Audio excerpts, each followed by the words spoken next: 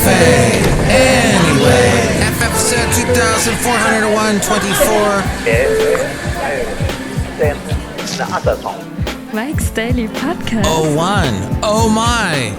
It's Mike's Daily Podcast. I had a fun time yesterday. Hey, I'm gonna sing the song, and I hope you don't mind. I hope it's not wrong of me to sing for you, because it's my podcast and it's something I do from time to time. I last a while doing this podcast thing because I've done 2,401. That's a lot. That's more than some. That's a whole bunch. That's a whole bun.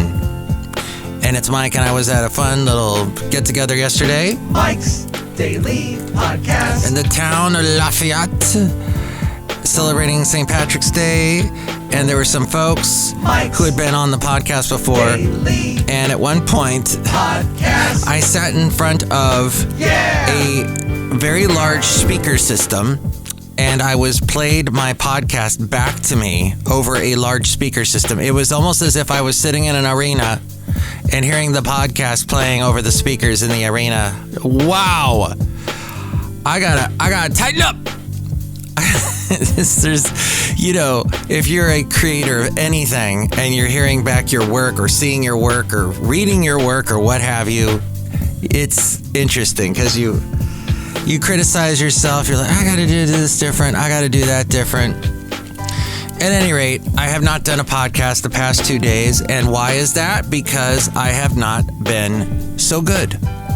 I have had a lot of things going wrong in my life lately.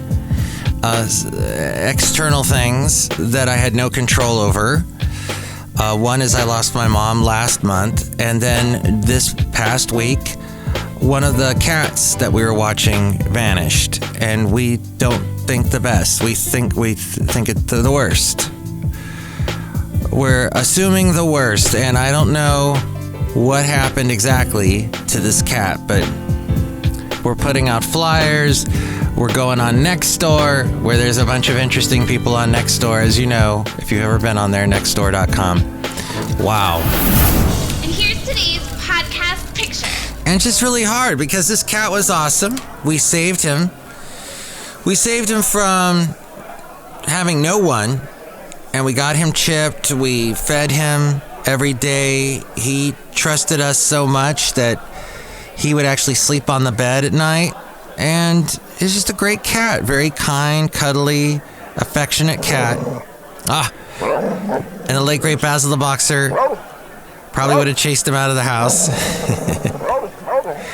But with outdoor cats, and this cat started out as a feral cat, so to make him an indoor cat was like impossible or would have taken a lot of work.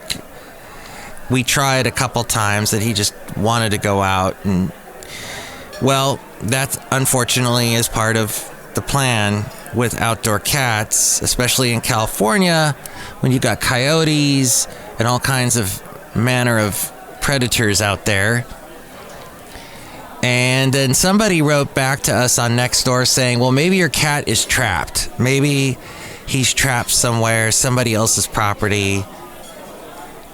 And that seems pretty unlikely. But we were checking around the neighborhood, so far not hearing anything. At any rate, not a very fun year so far, 2022, and just hope it gets better. Because this is, I can't stand that. It's such a kind, sweet cat. So much so, like, there are probably podcasts that I've done that you can find where maybe I don't say nice things about cats. This cat changed my mind. He was a great cat, and it's just sad that he's gone. And I've been thinking about him a lot today, even though the last podcast I did, I was mentioning it. And that was I'm looking at a picture right now of him.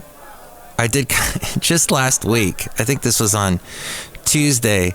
I picked him up, and my lovely lady friend took a picture. And I picked him up and held him up in the air, kind of like a Lion King type thing. From the day we arrive on the planet. And yeah, now he's gone. So,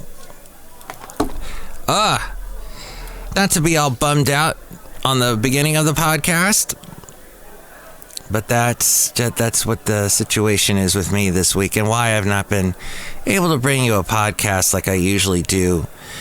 I'm going to pick a picture from something that happened yesterday. It was a full day. I also went to Lake Merritt and walked around the lake, probably because all this stuff has happened and I need to think and walk around the lake. And that reminded me a lot of the late great Basil the boxer, because we walked around Lake Merritt a couple times. And towards the end of his life, when his back legs were starting to fail and his degenerative nervous system nerve disease was happening, he was still able to walk with his front legs.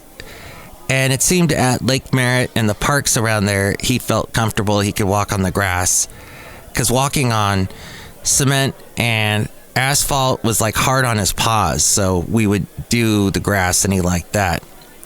But I walked around there. We walked around there several times when he was around, when he was alive. But I haven't actually walked around the lake since he passed. So I did that yesterday.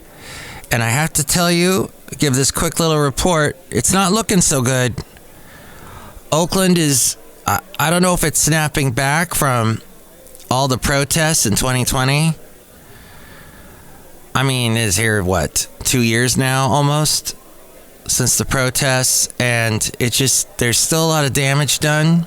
There's still a lot of work, a lot of boarded up windows.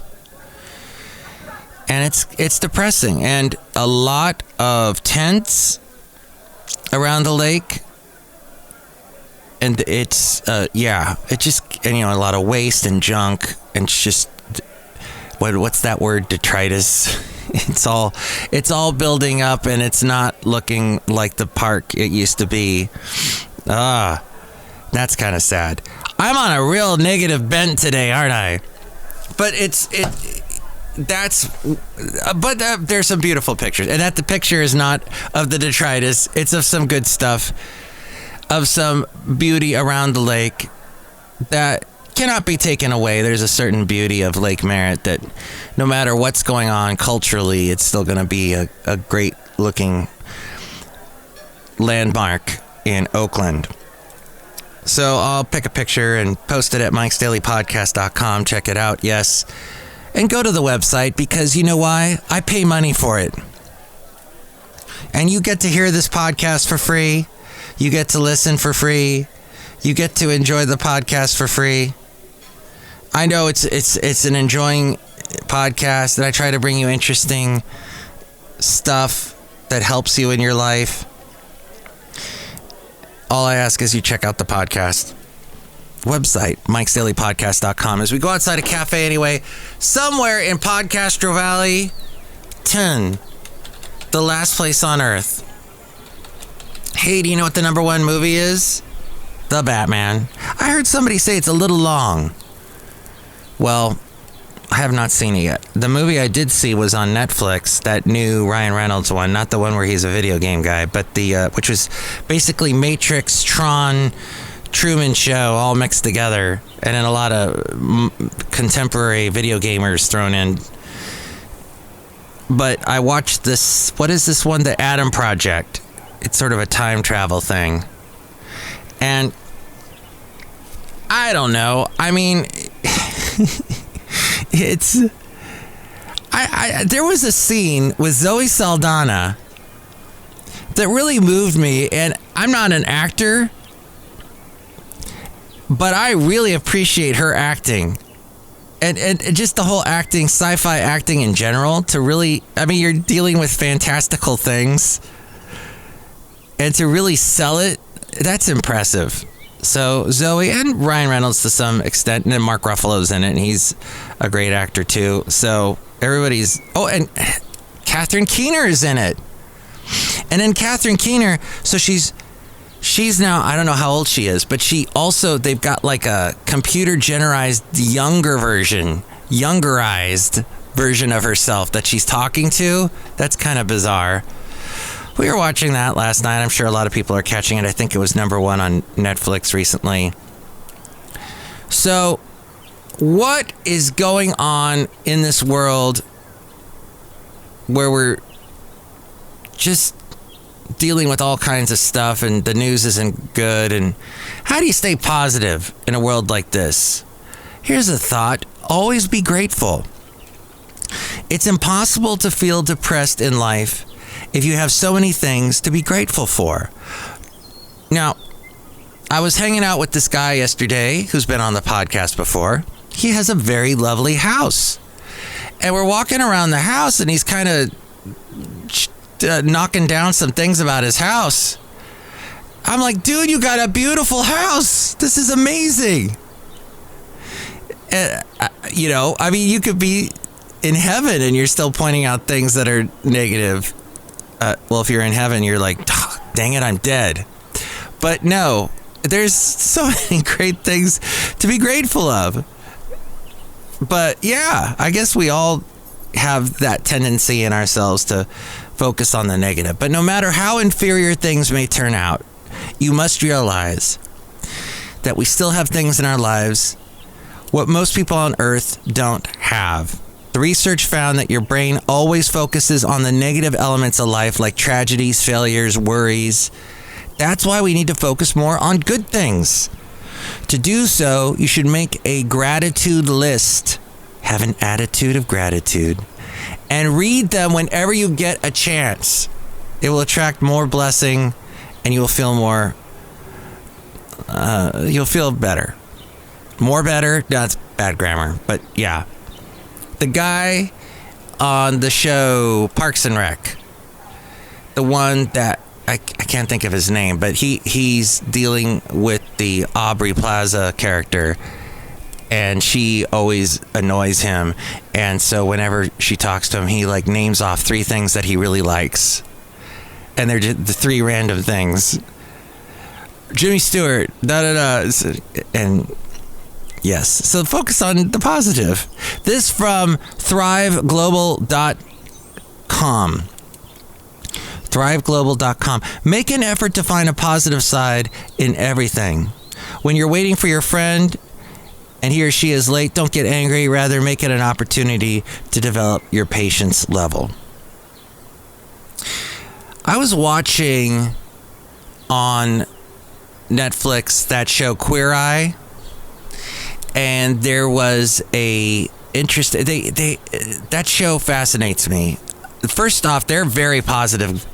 The Fab Five, very positive people, and they come into people's lives, and the most negative thing could have happened, and they're just jumping up and down and making them positive. By the end of the show, everything's going great despite all the problems. And they actually tackled some topics that in the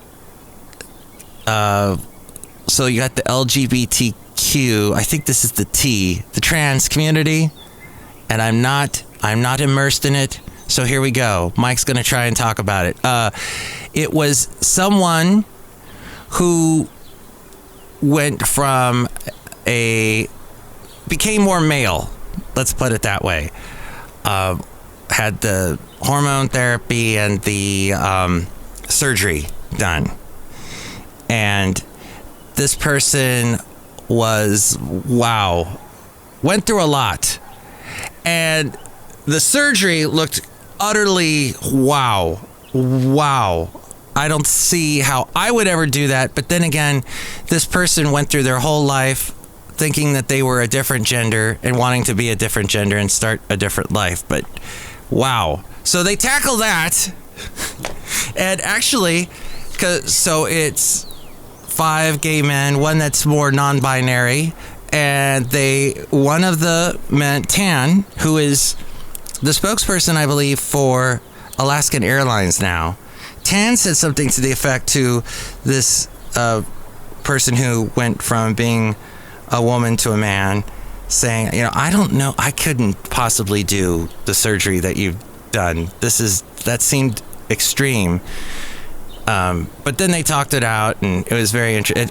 Gosh, it all comes down to this world and trying to understand everything going on in it, and trying to understand the stuff that happens to you in life, and that it happens to other people in life, And, being grateful for what you have.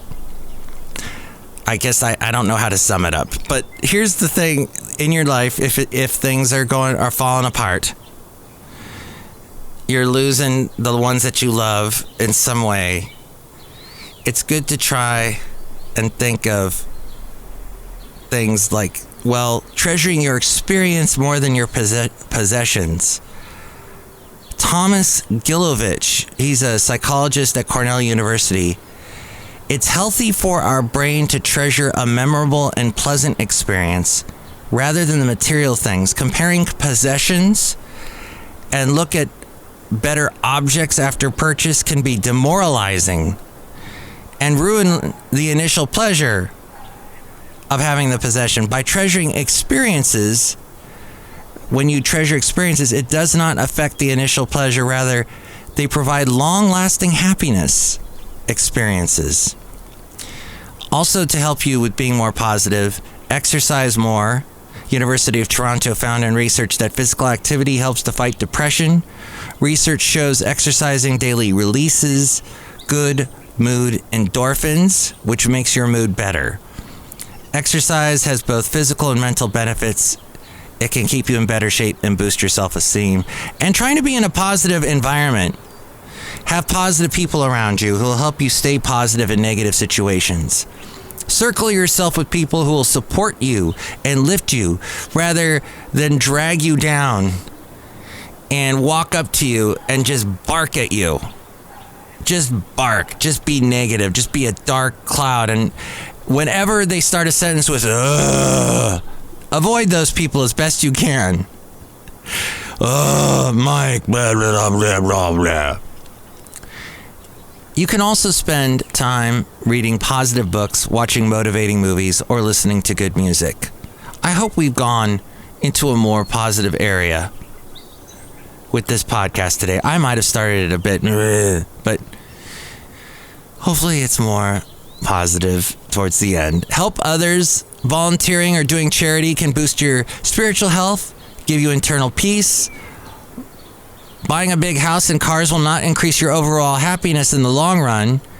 Contributing to the betterment of the people who will also make you realize how much fortunate you are than others. Research found that when we dedicate a little time or money in helping others, this has a significant effect on our happiness. This is because our total focus will be on how you can give or be of service to others and paying less attention to negative people and things around you. This article also suggests going outside, meditating, getting enough sleep, expressing your feelings, reducing your worries, accepting and finding solutions. This is from Angela, who writes for alifestyle.com, and this is in thriveglobal.com. Some ideas for you today. Outside a cafe anyway, somewhere in Podcastro Valley. 10. Look who's here. Hello, Michael Matthews, Madame Rootabega, and I love the J. Giles Band. Oh, the J. Giles Band. Peter Wolf sang lead in that band. I think I once sat next to him at a restaurant in Nashville called Nosh Vegas. And we were the only ones, me and my then wife, and I think it was Peter Wolf and his friend. We were like sitting in a booth next to each other. And he was right behind me, and I'm hearing his voice. And I'm like, why does he sound familiar? And my blood ran cold and my memory had just been sold because Peter Wolf was sitting behind me. And then I looked and I go, I think that is Peter Wolf. And then I found out later Peter Wolf had been in Nashville performing at a concert with Kid Rock. So quite possibly it was him, but I did not speak to him. But the J. Giles Band had that song Centerfold, right? Angel is a centerfold. Well, the song is fun and upbeat, but if you really think about it, it's not really appropriate, is it? So you got a high school student that's in Playboy, ? Is that what that song is saying? In high school, you're generally under 18? ? Yes. Why that song hasn't been woped yet, I don't know, but... And then the video, as soon as you watch the video, you're like, yeah, And you can be a 53-year-old male, white male, and still go, yeah, maybe not. Maybe not. I see a Gen Z Mike Matthews that would be cringing like crazy watching that. But yes, that song, does that song have a saxophone in it? No, but I was discussing at this party I was at yesterday about the importance of the saxophone in 80s music. Of course, notably, just sprung to my head, probably yours, Wham! Careless Whisper, da da da da da da da da.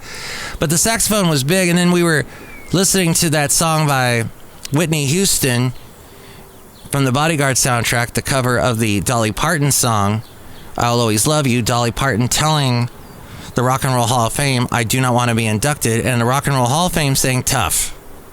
You did contribute, whether you know it or not, to rock, because you're Dolly freaking Parton. And she wrote so many songs, and country has had an influence on rock, funk has had an influence on rock, a lot of very truly American music has influenced rock. So why not induct her into the Rock and Roll Hall of Fame? I believe Johnny Cash is in it, isn't he? Well, there are other people that you would consider, that's borderline country, that are in the Rock and Roll Hall of Fame. So we got to put Dolly in. Dolly wrote I Will Always Love You, one of the biggest songs of all time. And it got redone by Whitney Houston. David Foster produced it. David Foster producing all those big Chicago hits in the 80s. And then was, I think he discovered Michael Bublé or helped make him popular, Celine Dion. A lot of your soft hits, soft music, soft adult contemporary music came from David Foster. But yeah, so there's a big saxophone solo in that song, I'll Always Love You. And then you got the sax solos in basically every Hall & Oates song. In Excess, the band from Australia, got some big saxophone solos in it, in their music. Then Bruce Springsteen, Clarence Clemens. Clarence even had a hit with Jackson Browne, with Daryl Hannah in the video. All My Life, You're a Friend of Mine, where he's playing the sax. Oh, Billy Joel had some saxophone solos. I forget who played that in his... someone from his band. I forget his name. Anywho, that's all we were talking about. Why was the saxophone so big in the 80s and 90s, particularly the early 90s, but and the mid to late 80s, but lots of saxophone solos. Partially, and even if you take that Roxette song, Listen to Your Heart, there was the version on the album that was about 6 minutes long. They made a shorter version, about 4 minutes long, and in that they took out the guitar solo in the break and replaced it with a saxophone solo, which didn't even really sound like a real saxophone. It sounded like somebody doing a synthesized sax. But that was something big. And then the last saxophone solo I could think of, yes, and Kenny G contributed to all of that too. Dave Koz. You had Katy Perry do that song TGI Friday, or Last Friday Night is what it was. And in it, there was a Kenny G performing in that song. But yeah, saxophone is not quite as big as it was. Definitely when you hear a saxophone, you think of 80s and 90s. It had that connection. And what do you think of saxophones? Do you like saxophones, Madame Rootabega? Yes. Do you like clarinet? Yes. Do you like the recorder? No. Yeah, the recorder, the little flute. Toot, toot, toot, toot, toot, toot, toot. That we learned in school. Look who else is here. As well. Right now. Say something, for crying out loud. Hello there, Mike. This is Valentino, the parking attendant. And this is Bison Bentley. Mike, we've never watched that Netflix Queer Eye show, The. Yeah, we don't understand. Do you know that? It's a show where they do like a makeover. Like that show Extreme Makeover with Ty, what's his face? And they'd redo a house. It's kind of like that. I don't understand, The. Yeah, sports. Do you know that? Oh, they watch a lot of sports. Disgruntled Fiddle Player.